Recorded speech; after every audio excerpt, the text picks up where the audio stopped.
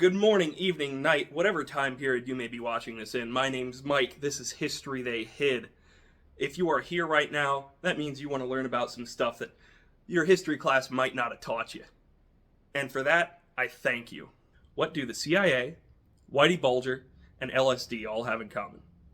That's right. They were all part of a CIA operation to help create and develop mind control or psychic abilities so that the US could use them against Russia during the Cold War. You might be thinking to yourself, wait a minute, psychic powers aren't real, so why would the CIA put any time or money into actually developing or researching that? Well, you see, back in the 50s to 70s, a lot of higher members of the CIA, especially in their scientific branches, for some reason had this really big notion that psychic abilities were something that were innate in a lot of people and could easily be manipulated or fed upon if they put the right mixture of drugs or substances into the human body. And around 1953, the CIA started noticing, hey, this new drug on the street, LSDs, is really picking up, and it has a lot of psychoactive effects. I wonder if we could use that to kickstart some psychic abilities or even control somebody's thoughts to make them do what we want them to. Now, this is a really long story, so I'm going to start at the beginning with LSD and how that kind of came to be.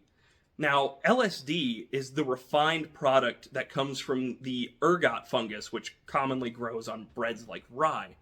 And at the time, we didn't know that it had any psychedelic effects. We thought it was just mold. Now, in 1938, a Swiss chemist, Albert Hofmann, first synthesized LSD as part of a exploratory trial to try to find new drugs that they could refine from different types of funguses and mold. And this is right off the heels of people discovering things like penicillin and all that. And they're like, hey, now that we know funguses can do some interesting stuff, let's work with that. And when he first developed it, he had no idea that there were any psychedelic properties to it. So he developed it, tested a little bit, didn't really find anything from it, and he just let it sit on a shelf for a few years until he came back to it to retest it to make sure he didn't miss anything.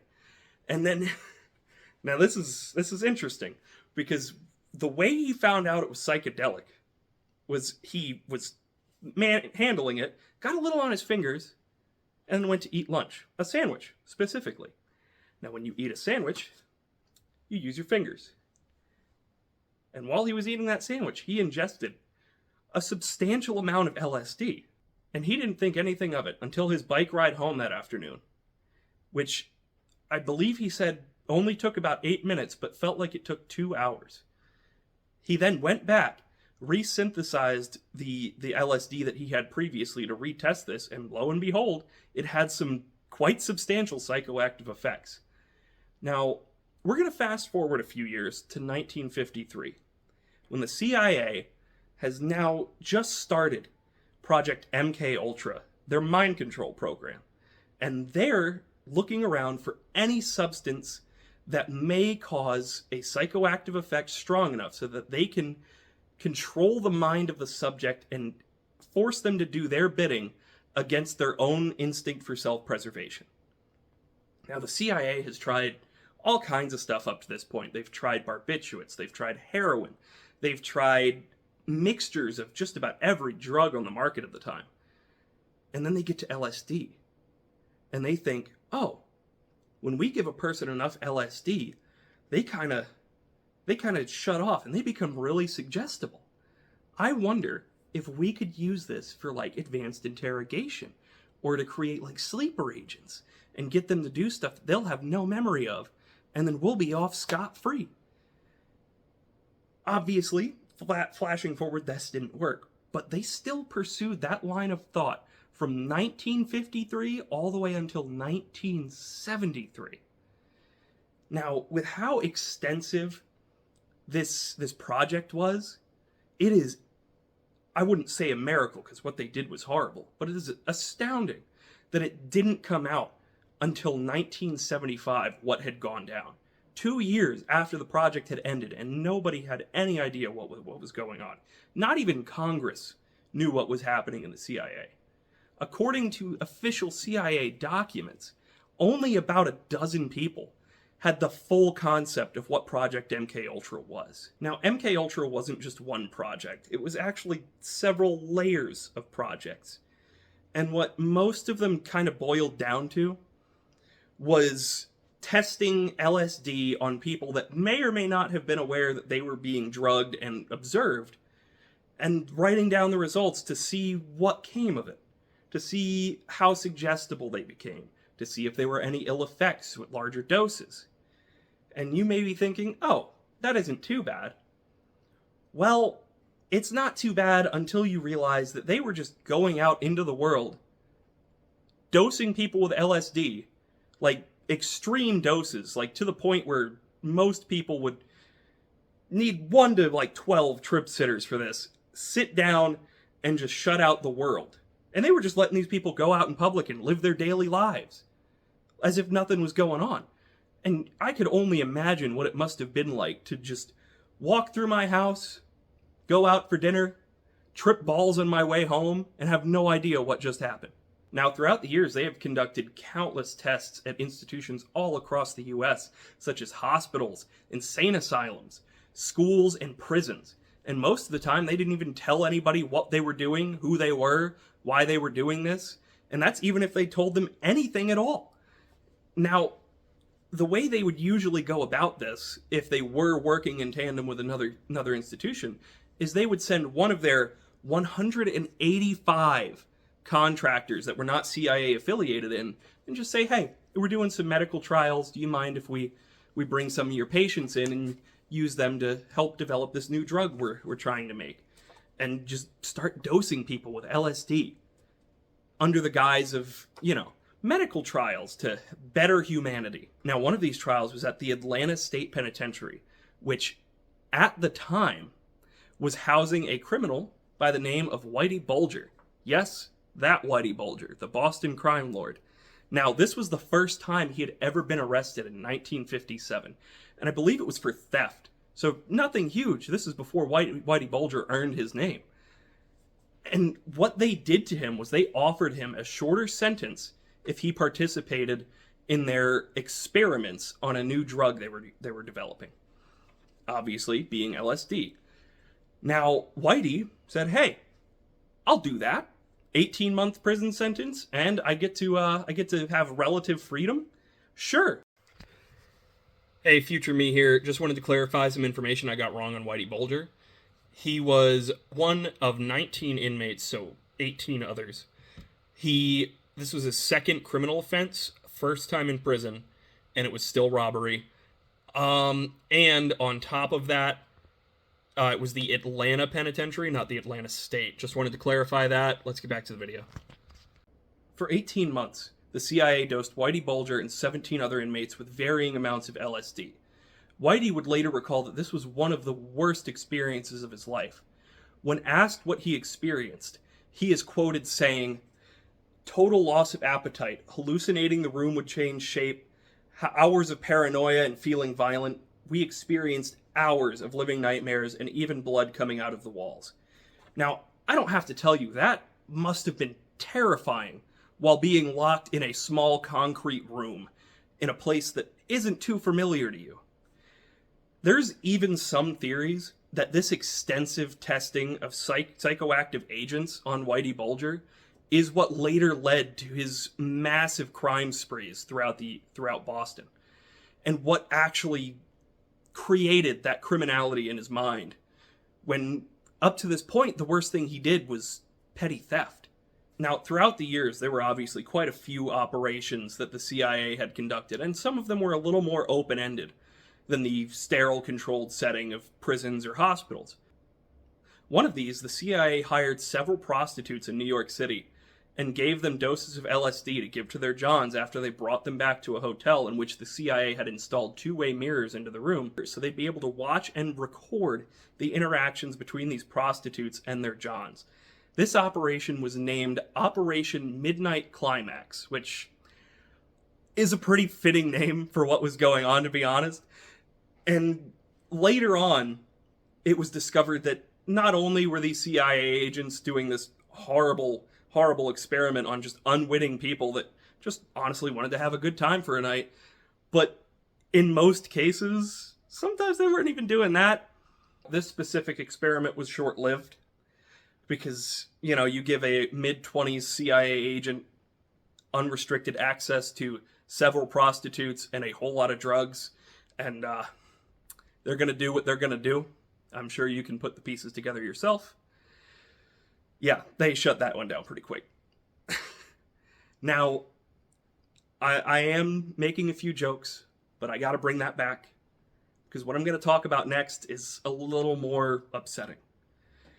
Throughout the process of the MKUltra experiments, now I'm going to preface this with, we don't know for certain, because a lot of these records were destroyed over the years, because obviously the CIA did not want this getting out, but there was at least one confirmed death during the Project MKUltra experiments. And that death came pretty quick after the beginning of the experiments. The man in question is Frank Olson. He was actually one of the founding members of the MKUltra experiments. And this was before that they had really started experimenting on the general public. They were just getting this operation off the ground, and for the most part had been testing internally, and by that I mean just dosing random members of the CIA without telling them and seeing what happened, just to figure out if they should go further with this. And really, it was more they had a party and dosed their fellow agents just for a laugh. On November 28th of 1953, only a few months after MKUltra had officially started, Frank Olson in New York City jumped from his apartment window through a pane of glass onto the street below. Officially, this was ruled as suicide. Now, I'm going to fill you in on some information which kind of muddied the waters. The official line is still that it was a suicide, but wrongful death. I'll let you make the decision on that one. You see, only a few days prior to his death, Frank Olson was secretly dosed with a rather large amount of LSD at a retreat held by some of his fellow operatives. And from that point on, he was kind of paranoid and uneasy about life, and discussing maybe wanting to leave the CIA and go on to have a less awful life. Because throughout his career, Frank Olson had seen some not so great stuff. Earlier that year, May 6th of 1953, Frank Olson was witness to the horrible death from sarin gas poisoning of a 20-year-old volunteer soldier who had offered to take part in these tests that were supposed to be low-dosage sarin gas exposure so they could test antidotes for it. Now, they got the dosage a little off, so Frank Olson had to watch this man slowly die, begging for his life, bleeding out from his eyes and mouth, just wishing for death at this point, because they didn't take the time to make sure that they got the right dosage for this. And they just outright killed a man who had his whole career ahead of him. From this point on, Frank was kind of disenchanted with his career in the CIA, and honestly wasn't sure if he wanted to continue it. At which point, some of his fellow colleagues brought him out on a retreat, which was supposed to help bring his spirits up and help him get back in the spirit of what they were doing, helping their country, bettering their country's defense. Now, at this meeting, one of the higher-ups decided they were going to dose the group and try to help them feel better with some LSD. Frank did not react well to this. He became very paranoid, became very isolated, started withdrawing from his work more and more, and in November, they decided to bring him out to the Staten Hotel for sort of an intervention to try to keep him in the CIA, because they did not want what he knew getting out to the public. And at this meeting, they convinced him to go start seeing one of their in-house therapists. And he seemed overjoyed by this, almost excited, according to one of his close friends. Now, later that night, in that hotel room, after Frank had jumped from the window, and police had arrived on scene, they found that friend in the bathroom, crying on the toilet, saying, "We shouldn't have done it. It shouldn't have happened like this." Finally, in 1998, yes, over 50 years after this event, Frank Olson's family was finally vindicated in their belief that their father and husband did not end his own life when the CIA, after being sued by the family, settled outside of court so that they didn't have to bring up all their wrongdoing in this case, to pay $750,000 to the family and offer a personal apology from President Ford at the White House, which, in my opinion, is not enough to replace a father. But at least they had some sort of closure. Now, moving on to how this all got brought out into the public view, in 1975, the Congress held a committee known as the Church Committee to investigate what government agencies were doing without the government's consent, which, given the time, was quite a bit. Height of the Cold War, lots of weird stuff going on with the CIA and FBI. And the Church Committee found out that, among other things, the CIA was conducting Project MKUltra right under their noses, with no congressional approval, on U.S. soil, with absolutely no oversight. And immediately, the U.S. Congress requested that all documents pertaining to this operation be released to the public. Now, at this time, yes, it had been 20 years since this started. So sadly, most of these documents had been destroyed for years at this point. But thankfully, we have at least the slightest insight into all the horrible things the CIA did to its own people on U.S. soil. And now we can look back and realize maybe these government entities don't always have our best interest at heart. Maybe we should look a little deeper into what they've been doing. Maybe if we band together and start asking questions of our duly elected representatives, we can finally get the justice we deserve for so many people that have been wronged over the years and laughed off because the CIA simply said, "We wouldn't do that." I really appreciate you guys taking the time to watch this. Don't forget to like and subscribe. Leave a comment if there's anything you want me to cover in the future, and hit that notification bell so that way you know next time I upload a video.